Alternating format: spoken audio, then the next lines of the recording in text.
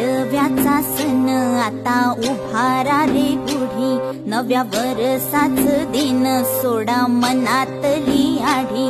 गेलं साली गेली आढी, आता पाड